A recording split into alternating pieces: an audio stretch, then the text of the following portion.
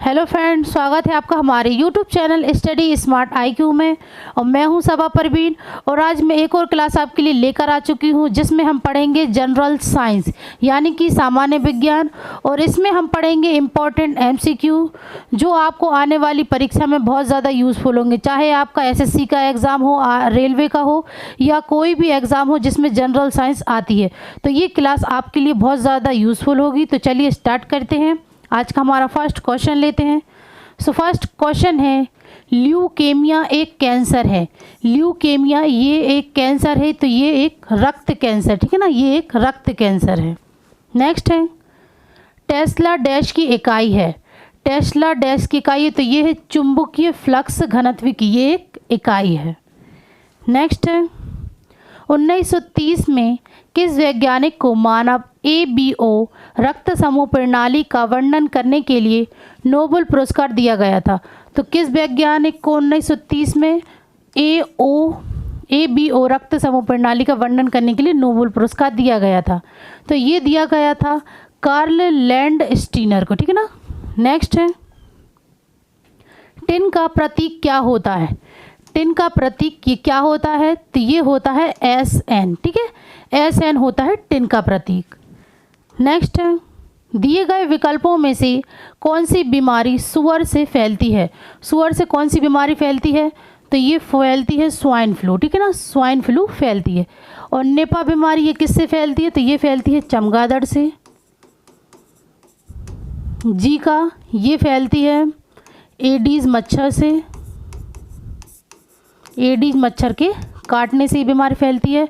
और प्लेग तो ये फैलती है पिस्सू से, ठीक है, पिस्सू से। चलिए नेक्स्ट है, किस प्रकार का सूक्ष्म जीव टाइफाइड का कारण बनता है? टाइफाइड का कारण कौन सा जीव बनता है? तो ये बनता है जीवाणु। जीवाणु टाइफाइड का कारण बनता है। नेक्स्ट है, निम्नलिखित में से कौन सी विशेषता का उपयोग प्रोटिस्टा जीवों द्वारा संचलन के लिए किया जाता है? प्रोटिस्टा जीवों के द्वारा संचलन के लिए किया जाता है, तो ये किया जाता है कशा भी का, ठीक है ना, कशा भी का। नेक्स्ट है, निम्नलिखित में से कौन सा परिवेश से ध्वनि एकत्रित करता है? परिवेश से ध्वनि एकत्रित करता है, तो ये करता है कर्णपाली पिन्ना, ठीक है, कर्णपाली पिन्ना। नेक्स्ट है, निम्नलिखित में से किस जलीय जंतु में गलफड़े नहीं होते हैं? किस जलीय जंतु में गलफड़े नहीं होते हैं? तो देखिए, ऑक्टोपस में तो गलफड़े होते हैं, स्क्वैड में भी होते हैं और क्लाउन फिश में भी होते हैं। व्हेल में गलफड़े नहीं होते। इसका राइट आंसर होगा ऑप्शन डी, ठीक है। नेक्स्ट है, निम्नलिखित में से कौन परिसंचरण तंत्र का हिस्सा नहीं है?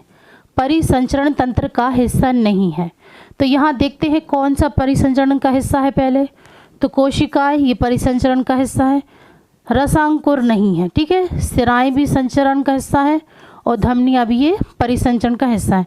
तो इसका राइट आंसर होगा ऑप्शन बी, रसांकुर ये परिसंचरण तंत्र का हिस्सा नहीं है। नेक्स्ट है, दौड़ते समय हाथों की गति किस प्रकार की होती है? दौड़ते समय हाथों की गति ये होती है दोलन गति प्रकार की, ठीक है ना, दोलन गति के प्रकार की होती है।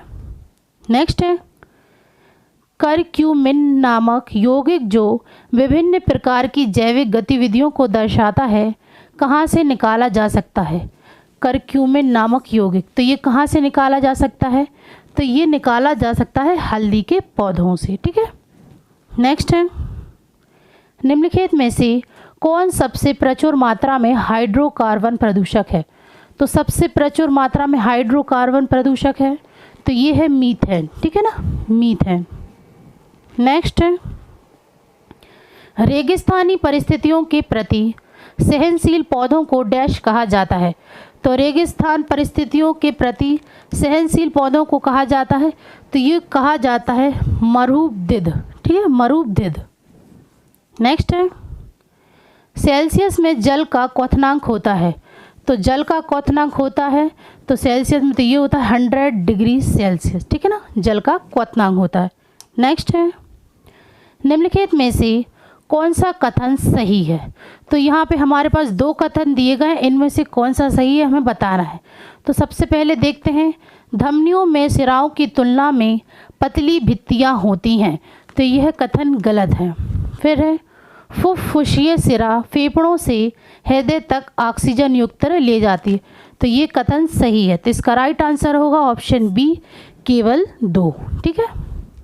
नेक्स्ट है, निम्नलिखित में से ऊष्मा के स्थानांतरण की विधियां कौन सी हैं? तो ऊष्मा के स्थानांतरण की विधियां कौन सी हैं? तो चालन भी है, विकिरण भी है, संवहन भी है।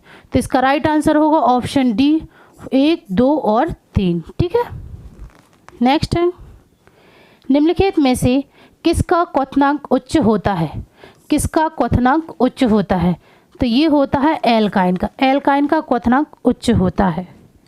नेक्स्ट है, निम्नलिखित में से कौन सी कोशिका स्तनधारियों के यकृत में पाई जाती है? स्तनधारियों की यकृत में पाई जाती है, तो ये पाई जाती है कुफ्फर कोशिकाएं। ठीक है ना, कुफ्फर कोशिकाएं ये स्तनधारियों में पाई जाती हैं यकृत में। नेक्स्ट है, क्या होता है जब प्रकाश दूसरे माध्यम में प्रवेश करता है? तो यहाँ पे इन्होंने 2 टाइप दिए हैं, तो कौन सा है जो प्रकाश दूसरे माध्यम में प्रवेश करता है? तो पहला है इसकी आवृत्ति बदल जाती है, और दूसरा है इसकी तरंगदैर्घ्य बदल जाती है। तो इसकी आवृत्ति नहीं बदलती, इसका तरंगदैर्घ्य बदल जाता है। तो इसका राइट आंसर होगा ऑप्शन सी, केवल 2। नेक्स्ट है, निम्नलिखित में से किस उपचार का उपयोग जैविक अशुद्धियों को दूर करने के लिए किया जाता है? तो उपचार का उपयोग जैविक अशुद्धियों को दूर करने के लिए किया जाता है, तो ये किया जाता है विसंक्रमण। ठीक है ना, विसंक्रमण उपचार का उपयोग किया जाता है। नेक्स्ट है, श्वसन क्रिया के दौरान खमीर ईस्ट गैस उत्पन्न करता है। तो खमीर ये कौन सी गैस उत्पन्न करता है? तो ये करता है कार्बन डाइऑक्साइड। ठीक है। नेक्स्ट है, एकल कोशिका वाले जीवन रूपों की खोज एंटोन वैन ल्यूवेनहॉक ने डैश में की थी। एंटोन वैन ल्यूवेनहॉक ने ये कब की थी? तो ये की थी इन्होंने 1674 में। नेक्स्ट है, एंजियोस्पर्म आवर्तवीजी के मादा प्रजनन अंगों को कहा जाता है। तो एंजियोस्पर्म के मादा प्रजनन को क्या कहा जाता है? तो ये कहा जाता है अंडप। ठीक है ना, अंडप। नेक्स्ट है, घेंगा रोग के उपचार में किस आइसोटोप समस्थानिक का उपयोग किया जाता है? तो घेंगा रोग के उपचार में किस आइसोटोप का उपयोग किया जाता है? तो ये किया जाता है आयोडीन 131 का। ठीक है। नेक्स्ट है, जल में मिलाए जाने पर निम्नलिखित में से कौन सा पदार्थ पीएच को परिवर्तित नहीं करेगा? तो जल में मिलाए जाने वाले कौन सा पदार्थ जो पीएच को परिवर्तित नहीं करेगा? तो ये है NaCl। ठीक है, सोडियम क्लोराइड। सोडियम क्लोराइड है ये।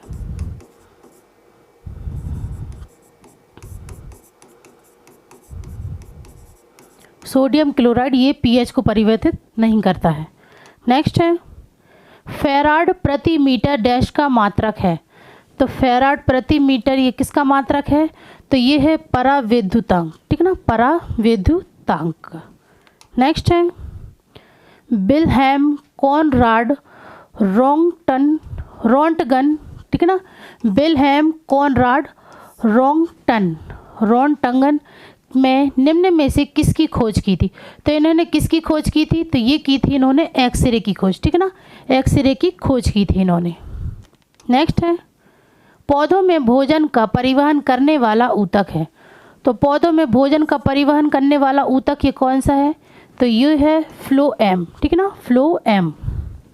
नेक्स्ट है, निम्नलिखित में से किसे दूध चीनी के नाम से जाना जाता है? यानी कि मिल्क शुगर के नाम से जाना जाता है। तो किसे जाना जाता है? ये जाना जाता है लैक्टोज को। ठीक है ना, लैक्टोज को मिल्क शुगर के नाम से जाना जाता है। नेक्स्ट है, निम्नलिखित में से कौन सा गैर हरा परपोषी पौधा है? गैर हरा परपोषी पौधा कौन सा है? तो ये है कवक। ठीक है ना, कवक गैर हरा परपोषी पौधा है। नेक्स्ट है, उस अम्ल की पहचान कीजिए जो जिंक को जिंक सल्फेट में परिवर्तित करता है। जिंक को जिंक सल्फेट में परिवर्तित करता है। तो ये है सल्फ्यूरिक अम्ल, ठीक है ना। सल्फ्यूरिक अम्ल ये जिंक सल्फेट में परिवर्तित करता है। नेक्स्ट है, उस पेशीय नलिका को क्या कहते हैं जिसके द्वारा संचित मूत्र को शरीर से बाहर निकाला जाता है। तो पेशीय नलिका को क्या कहते हैं, तो ये कहते हैं मूत्र मार्ग, ठीक है ना, मूत्र मार्ग से कहते हैं। नेक्स्ट है, विद्युत धारा को डैश का प्रवाह माना जाता है। विद्युत धारा को किसका प्रवाह माना जाता है, तो ये माना जाता है धनावेश, ठीक है ना, धनावेश का प्रवाह माना जाता है विद्युत धारा को।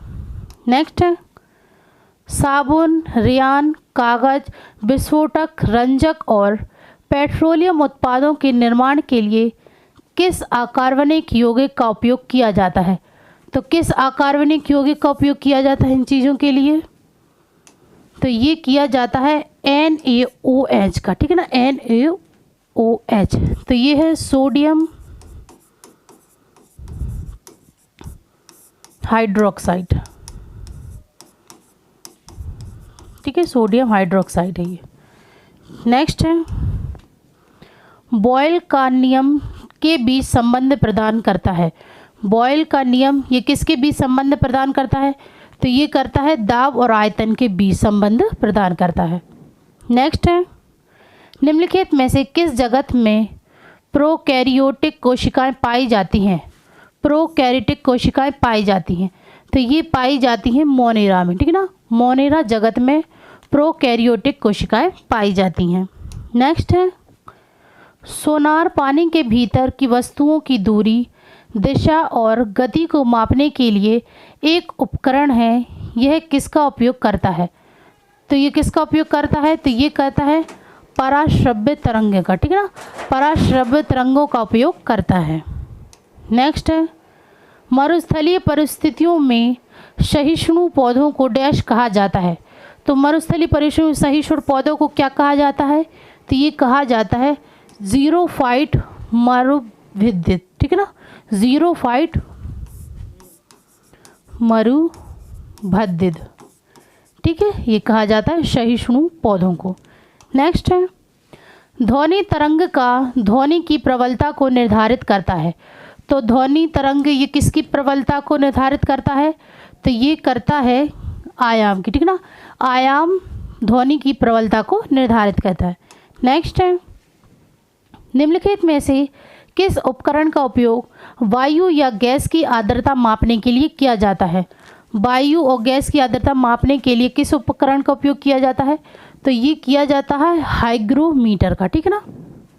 नेक्स्ट है, पहली बार 1665 में कोशिकाओं को डैश द्वारा कॉर्क में देखा गया।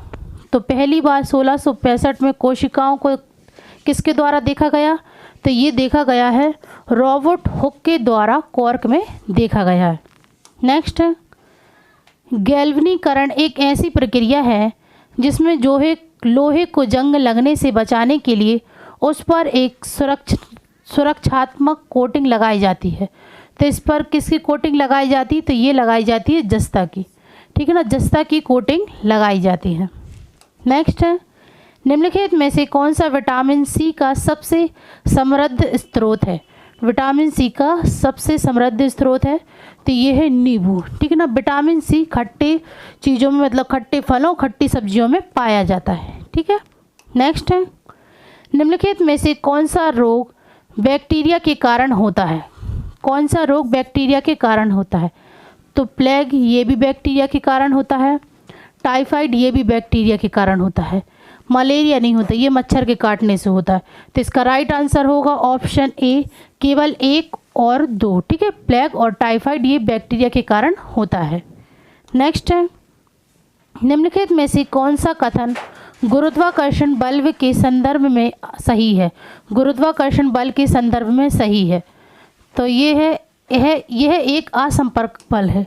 तो इसमें से ये कथन सही होगा ऑप्शन ए, यह एक असंपर्क बल है।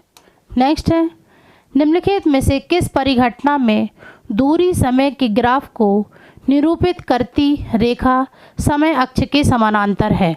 समय अक्ष के समानांतर है, तो ये किस परिघटना में, तो ये है वस्तु विश्राम की अवस्था में है, ठीक है ना, आंसर डी। नेक्स्ट है केंद्रक झिल्ली के साथ सुव्यवस्थित केंद्रक वाली कोशिकाओं को डैश के रूप में नामित किया जाता है। तो केंद्रक झिल्ली के साथ सुव्यवस्थित केंद्रक वाली कोशिकाओं को किस रूप में नामित किया गया है, तो ये किया गया है यूकेरियोटिक कोशिकाएं, ठीक है, राइट आंसर इसका सी है। नेक्स्ट है निम्नलिखित में से किस रसायन का उपयोग कीटाणुनाशक के रूप में पानी को शुद्ध करने के लिए किया जाता है। तो कीटाणुनाशक के रूप में पानी में शुद्ध करने के लिए किया जाता है, तो ये किया जाता है क्लोरीन का, ठीक है ना, क्लोरीन रसायन का उपयोग किया जाता है। नेक्स्ट है अम्ल और क्षार के बीच की अभिक्रिया को डैश के रूप में जाना जाता है। तो अम्ल और क्षार के बीच की अभिक्रिया को, तो ये जाना जाता है उदासीनीकरण अभिक्रिया के रूप में, ठीक है। तो ये थे हमारे आज के क्वेश्चन। तो आई होप आपको ये वीडियो पसंद आई हो। तो ऐसे ही वीडियो देखने के लिए हमारे चैनल को लाइक करें, शेयर करें, सब्सक्राइब करें। Thank you.